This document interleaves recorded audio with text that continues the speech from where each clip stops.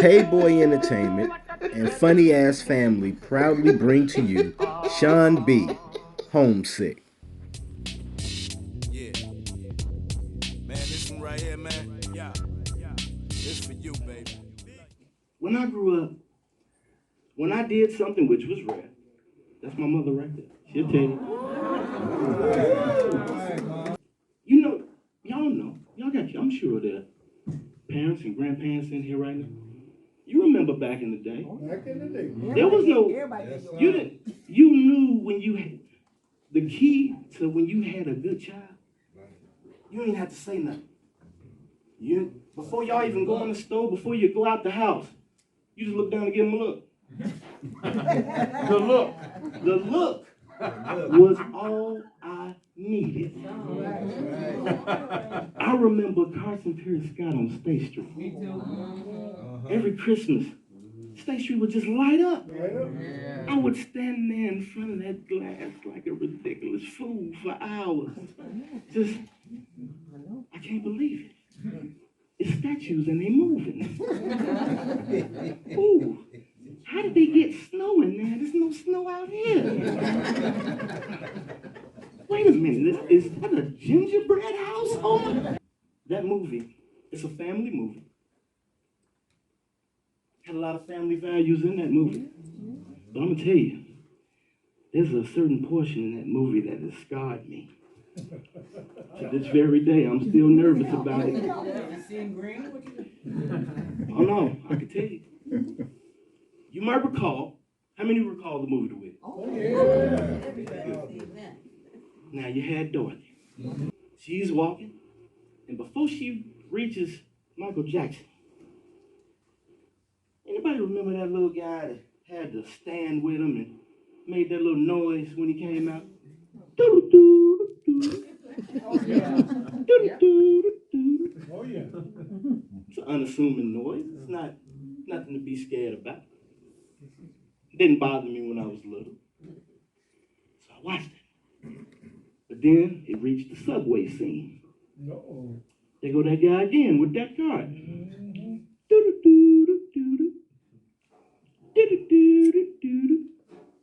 But now, them things are coming to life. And they getting bigger. Now they ain't nice no more. They look kind of scary. I don't know if I want to watch this anymore. But my uncle like, stop being a punk and sit through it. So I got to watch the movie then.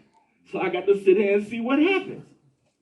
They all running through the subway, running from these creatures that it came to life from this one little dude with the cart that go do-do-do-do-do-do-do-do-do-do.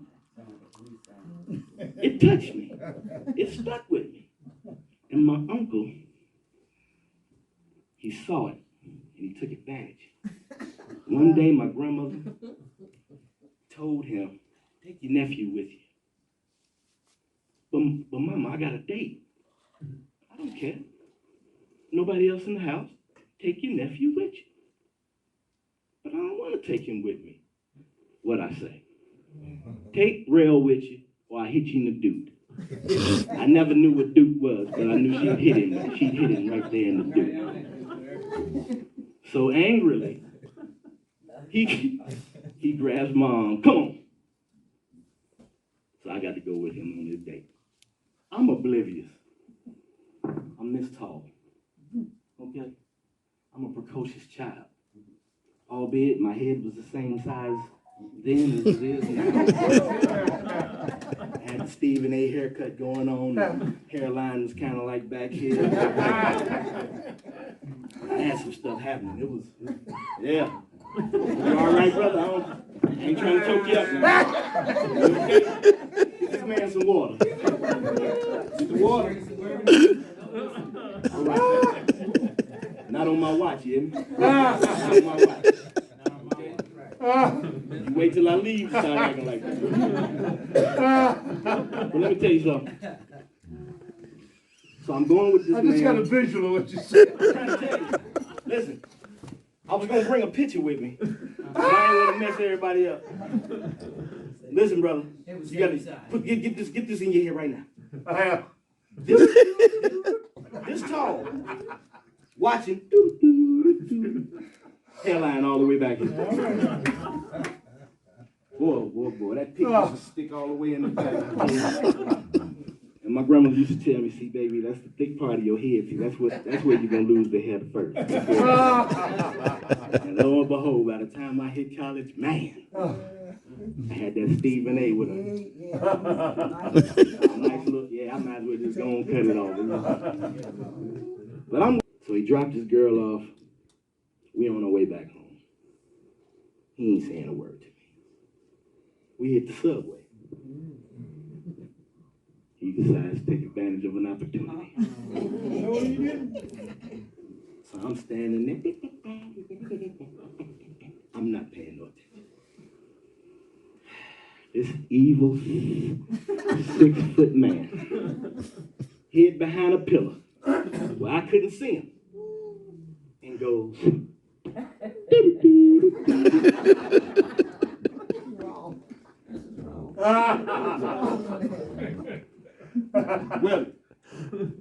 Willie.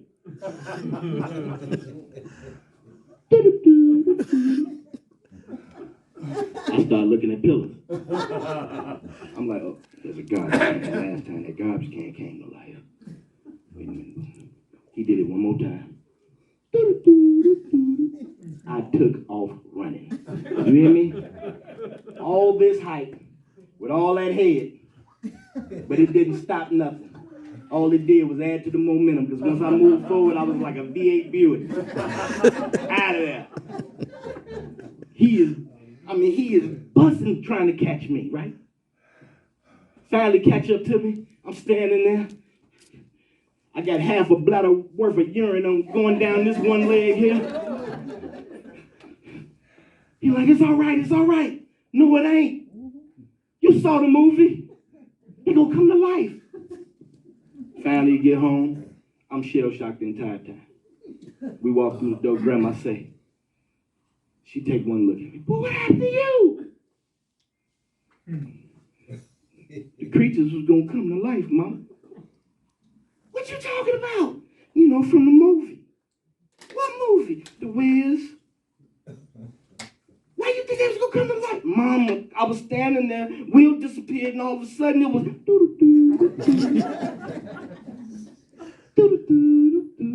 and I got scared and I peed on myself. She took one look at Willie. Bring your ass here. Gave him what I came to learn to be the Statue of Liberty whooping. Now I'm looking at everybody in here, and y'all of age. I know y'all know what the Statue of Liberty whooping is. You've done it without even thinking about it. That's when your child anger you to the point where you just grab his wrist, send one arm in the air, and you just...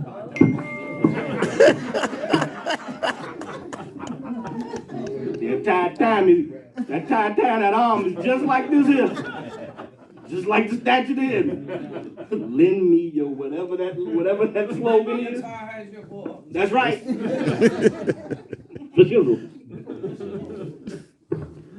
But yes, it's a time period. You got your butt whooped by people in the neighborhood. If you acted up, it wasn't necessarily your mother that did it. Miss Johnson got your tail when your mama wasn't there. Miss Easton. Yes, there it is. Everybody had one. And I'm going to tell you,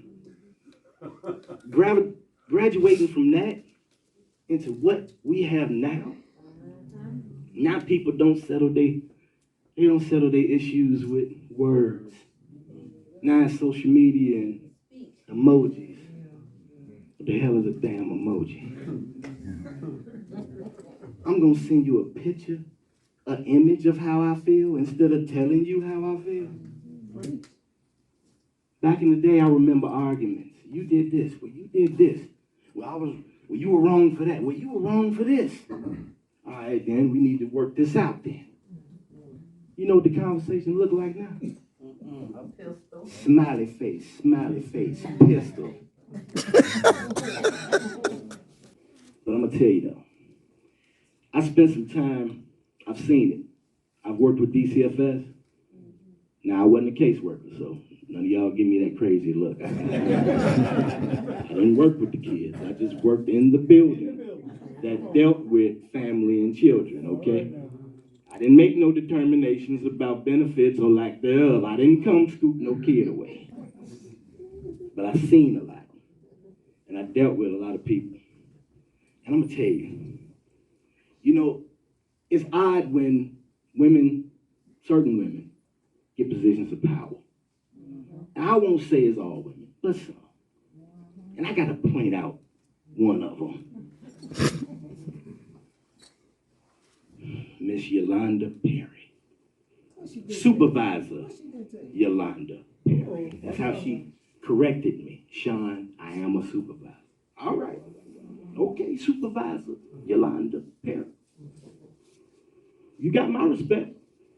I'm just a lowly facilities man. Maybe it's just me.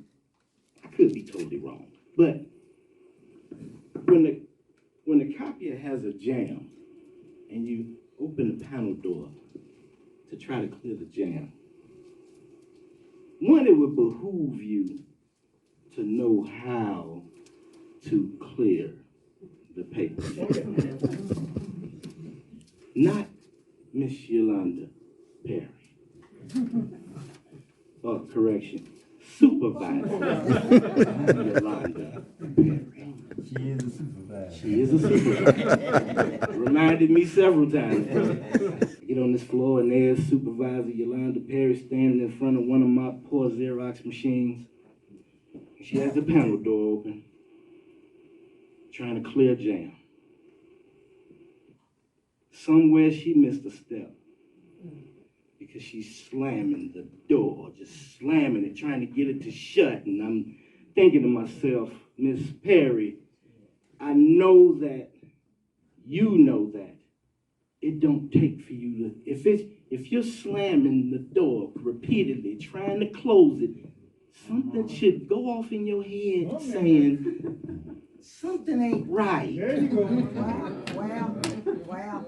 I'm missing something. So I stood there and I watched her do this for about, I say, a minute and a half, 2 minutes. I couldn't take it anymore, so I had to address it.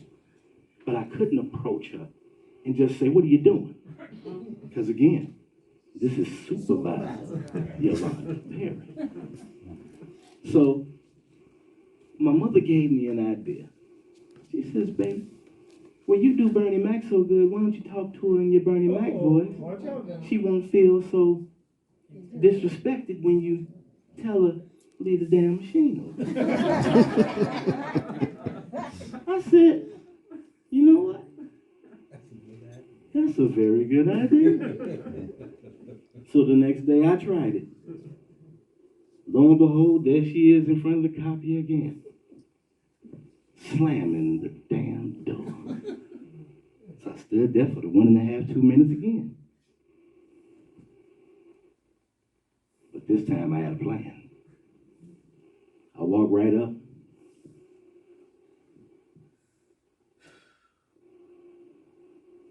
What the fuck are you doing?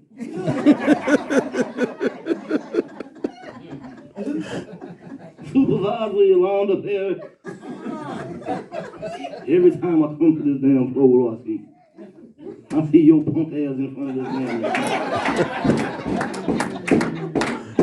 Slamming the goddamn door. And I was just waiting to see if a light bulb would pop in your head. To tell you that the goddamn door, something's wrong. Something wrong, goddamn, something wrong. So what the fuck is you doing? Every time I come up here, Mr. Supervisor Yolanda Perry, every time I come up here, I see the same shit. Now, who the fuck told you you was a damn technician? I said, now since you want to be talking about protocol, I got a protocol for your motherfucking ass. If I come up here one more motherfucking time, and I see your motherfucking ass in front of this motherfucking machine, slamming the motherfucking door, I'm gonna bust your motherfucking ass. Now you have a good motherfucking day. I say that to to say this. There are ways to talk to everybody. Sometimes you just have to figure out a strategy for your ideal approach. But it will work for you. And before I leave this, I want to leave y'all with this. There are similarities between myself and the immortal Red Fox.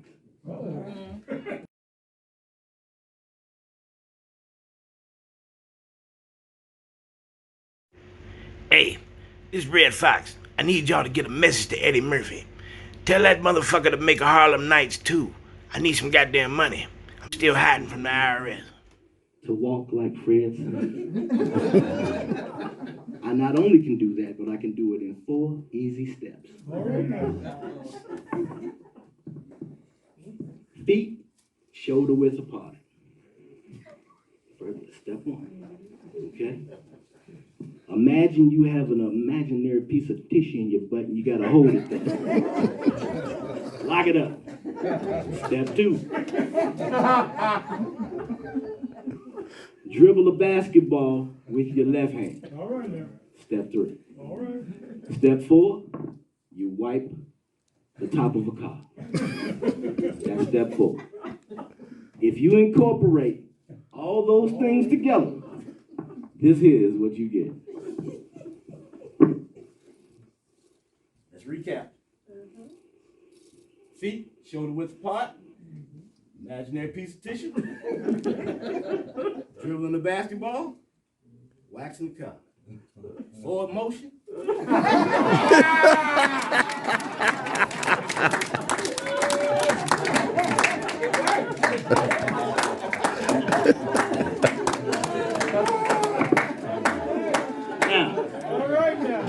I say that, and in my exit, I will say, God bless to everyone. Thank you for sitting here and listening to me. It was a pleasure. And I'm gonna put 5 across your bottom lip.